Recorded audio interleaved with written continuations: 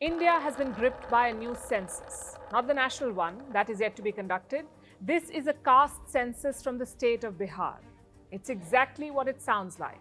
The population data was collected based on 17 indicators. One of them was caste. And the headline result is this. Two groups make up 63% of the state's population, the OBCs or the other backward classes, and EBCs, the extremely backward classes. Now, you don't do a census for the love of numbers, you do it to make policy. So what's the policy goal here? More reservation and more welfare schemes. It's become a political lightning rod. The opposition parties want a nationwide caste census in India. The ruling party says, not interested. We'll keep the politics out for now. Instead, let's look at the caste census and reservation. Why is it so important? When was it last done in India? And has it delivered in the past? Time for a flashback.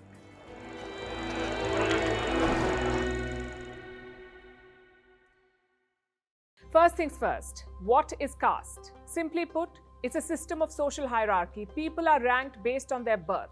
Hindu texts talk about four major caste groups. At the very top, Brahmins, your priests and teachers. Then come Kshatriyas, the warriors, Vaishyas, the traders, and finally Shudras, the menial workers. Beyond these four, there is another group, the Dalits or the untouchables. This group was considered outside the caste system. They were cleaners and cremators. Caste was always a reality of life in India. In many places, it still is. But when the British came, they formalized it. And their reason was simple. You cannot govern what you don't know, so divisions based on caste were easy to understand. Or so they thought. The British wanted to neatly divide India's Hindus into four categories. They were in for a surprise. In Banaras, in 1834, there were 107 castes of Brahmins. So the four-category system was not always the norm, and the British made it so. They knew it. Here's what a British official who organized the Madras census wrote. Whether there was ever a period in which the Hindus were composed of four classes is exceedingly doubtful. Despite that, they pushed on. From the 1880s, the official census began. Caste data was also collected back then, and this practice would continue until 1941. That's the last census where caste data was collected in India. But in 1941, this data was not published. The British called it an enormous and costly table. So they said, no more caste data, which means our last caste estimate is from 1931. That's around 93 years ago. Did reservation exist during this time? In some places, yes, it did. The princely state of Mysore was among the first to do it. In 1921, they reserved seats for backward communities, basically a quota in government jobs and education. Soon, Madras and Bombay followed. In the 1930s, it extended to government. Not without some drama, though. In 1932, the British had proposed separate electorates for backward communities. Now, this is different from reserved seats. In reserved seats, everyone votes. The only condition is that candidates must belong to backward communities, say SC or ST. Separate electorates is different. Here, both candidates and voters will be from backward communities. This decision pitted two stalwarts against each other. Mahatma Gandhi was against it. Dr. B.R. Ambedkar supported it. To convince Ambedkar, Gandhi began a fast unto death. Eventually, Ambedkar relented. He agreed to reserved seats instead of separate electorates. And this would continue even after independence. India's constitution permitted quotas and reservations, not for everyone though, only two marginalized groups, the SCs, that is the scheduled castes, and the STs, the scheduled tribes. This reservation can be divided into two types. One is the political one, which is temporary. The other is a social kind, your jobs and college seats. The political reservation meant quotas in elected bodies like parliament and state assemblies.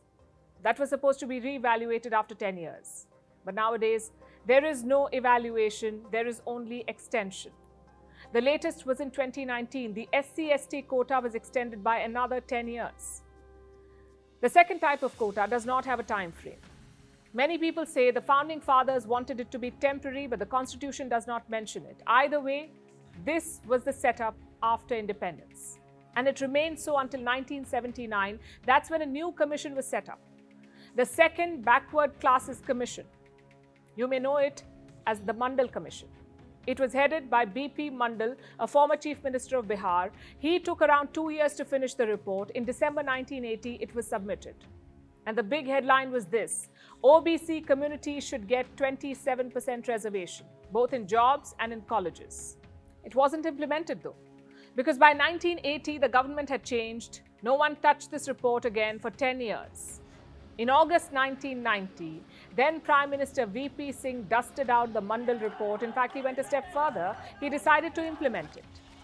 There were massive protests across India. Hundreds of students hit the streets in major cities. Dozens of them set themselves on fire.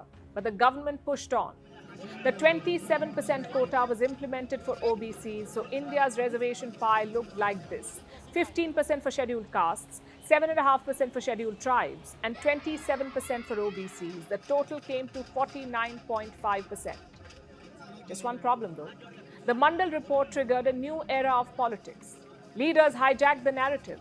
Instead of social justice, reservation became a political tool. If you want community X to support you, give them quotas.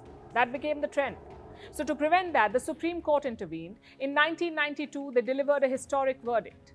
They said quotas cannot be more than 50%.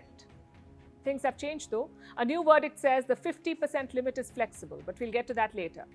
It's been 3 decades since OBC reservation was introduced in India, around 8 decades since the SC/ST one. The big question is, has it delivered? And if not, why are we not trying something else? In 2021, the government submitted some data to the Supreme Court. They had surveyed 19 ministries, and this was their finding. SCs made up around 15% of all employees. STs made up 6%, and OBCs around 17.5%. We're talking about government workers here. Now compare this to the reserved quota. The SC numbers are on par, but the other two are not. While 27% jobs are reserved for OBCs, they make up only 17.5%, and this is a huge gap. And within this gap, there's a bigger problem.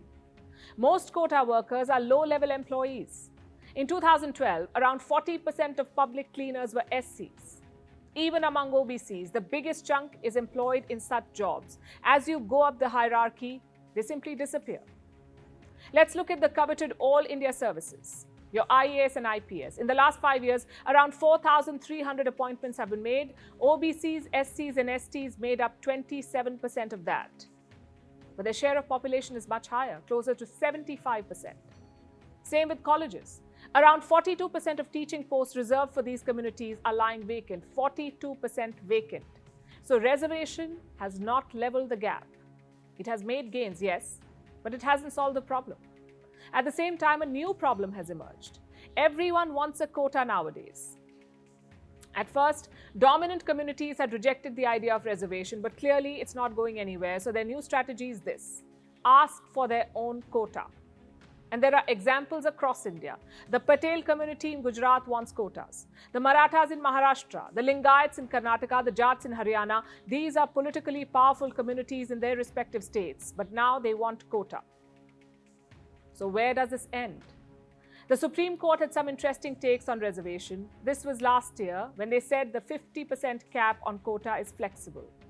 Here's what one judge said: at the end of 75 years of our independence, we need to revisit the system of reservation in the larger interest of the society as a whole. Here's another judge: reservation is not an end but a means to secure social and economic justice. Reservation should not be allowed to become a vested interest. Unfortunately, that's what it has become.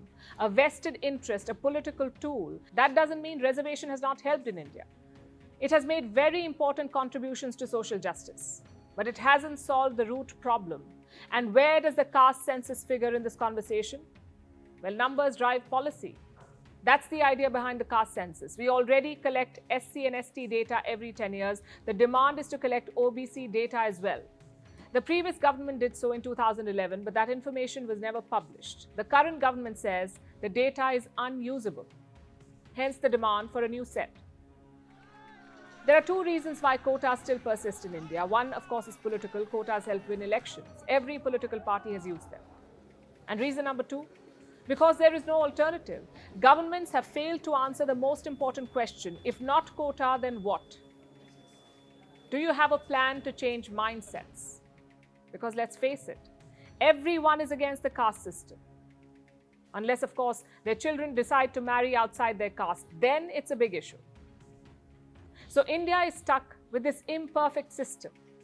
It's ironic, really. Our goal is to create a casteless society, yet our policy is to define and reserve based on caste.